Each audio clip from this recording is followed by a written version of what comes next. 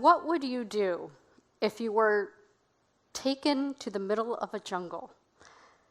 Tropical jungle, dangers all around you. You don't speak the local tribal dialect. Oh, and let's not forget, there's cute and cuddly jaguars wanting to make friends everywhere you go. Well, my grandfather in the 1940s had to do just that.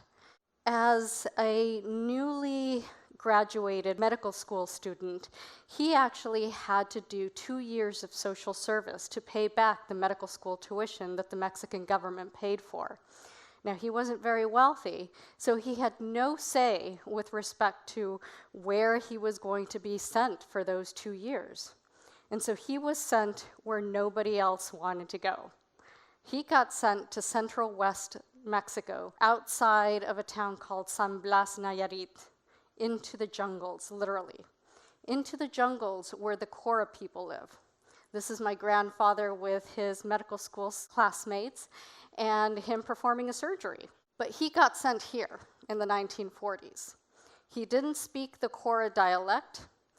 It took roughly about 2.5 hours on a good day to get into any kind of civilization from this area. And he was asked to man a clinic there with him and a nurse for 2 years. So he always likes to say that there was one incident very early on that was both the best and worst days for him. He was in the clinic cleaning off a bunch of palm fronds that had fallen because there had been a storm in the jungle the day before. And in the distance, he sees a woman running, screaming at the top of her lungs with a child in her arms. And from a distance, he could see that the child was just convulsing crazily. As the child approached and he got to examine the child a little bit closer, he saw that the eyes were rapidly moving in every single direction. And the child's skin was so dehydrated because the saliva was just pouring out of the child's mouth. He felt so hopeless, so helpless. He couldn't speak to the parents. He couldn't ask the child what was happening. And so, using sign language any which way he could, he actually begged the parents to take him to their home.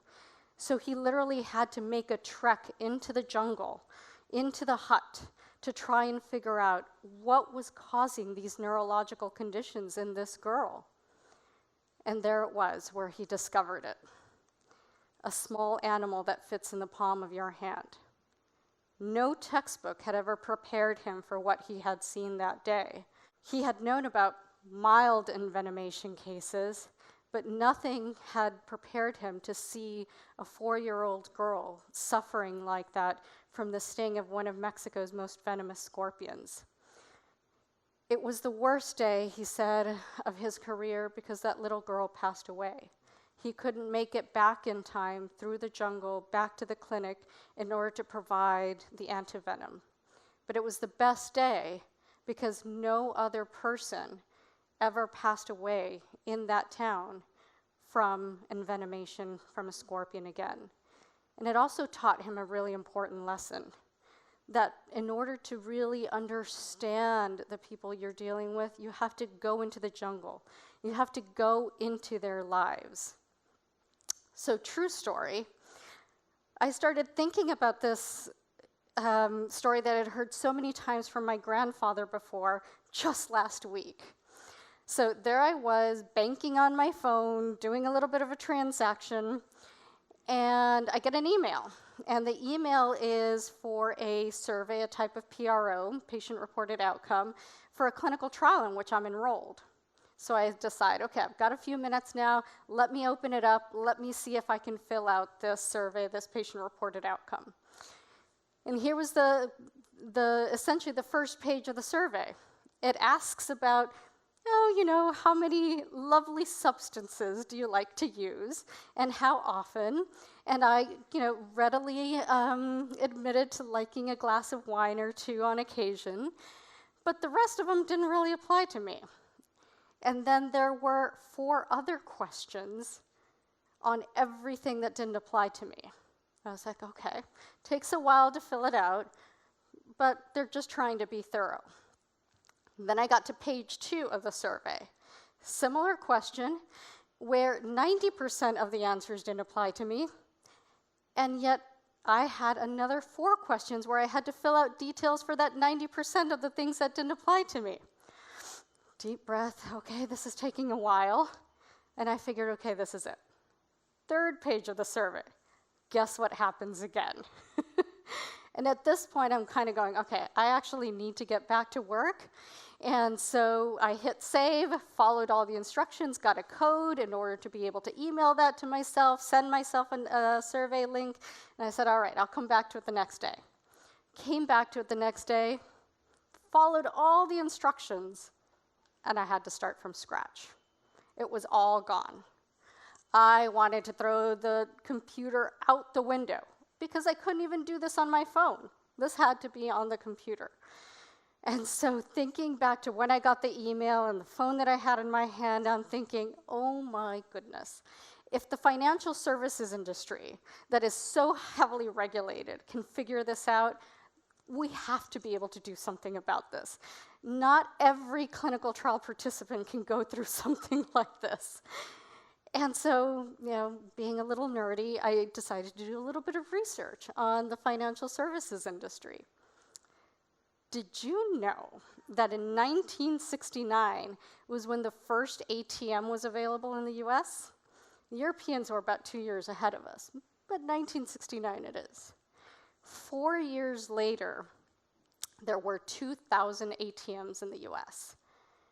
And 20 years after that, less than 20 years, there were 90,000. So in the space of 20-something years, they had gone from 1 ATM to 90,000. And today, we essentially have it in the palm of our hands anytime we want. So I started thinking, how on earth can we do something like this?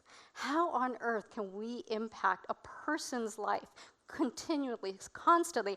What's the magic behind the financial services industry? And then it dawned on me.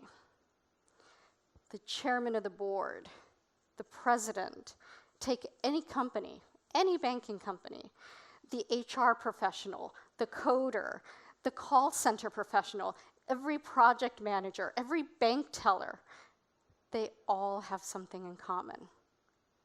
They've all gone into the jungle and they know what it is to bank. Every single one of them is a banking customer. And then I just thought, oh my goodness, well, what's our equivalent? How many of us are actually in clinical trials? It's one thing to hear about it from another person's experience, but how many of us have lived it firsthand?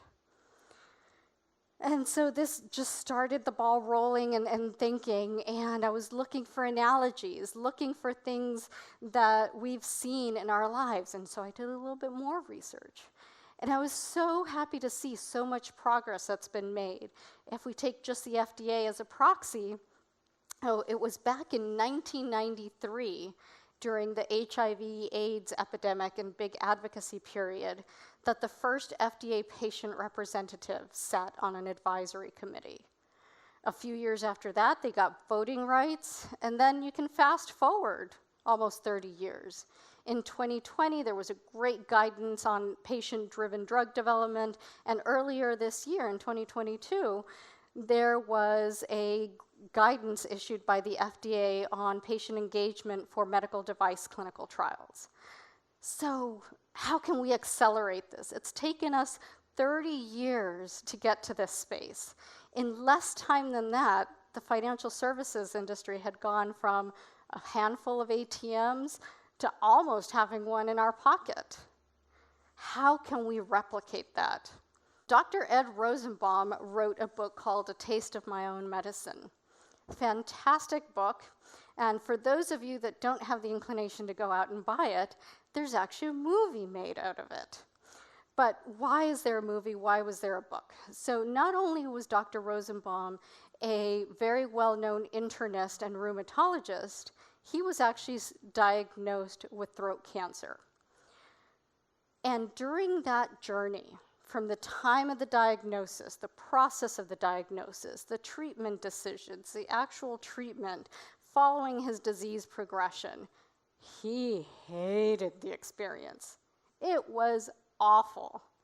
He gives very poignant examples of feeling extremely vulnerable, and even he's a doctor. He knew some of the things that were going to happen.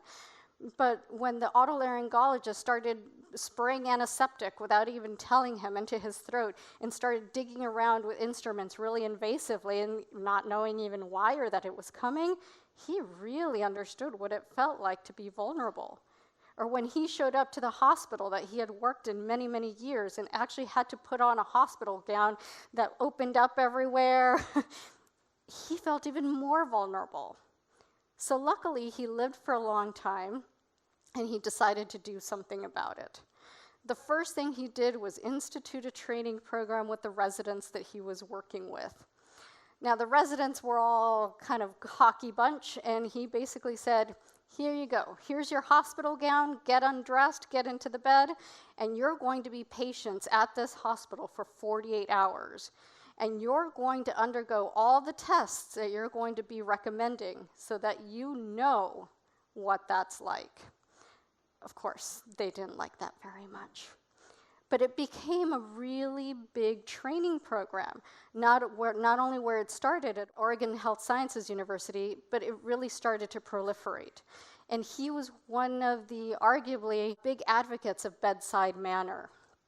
And of course, one of the big advantages to impacting patient experience is you get to be played by a big Hollywood actor in a movie, in this case, William Hurt. I see a lot of resemblance, don't you? So what can we really do to change things? Well, wouldn't it be amazing if we at least start having conversations?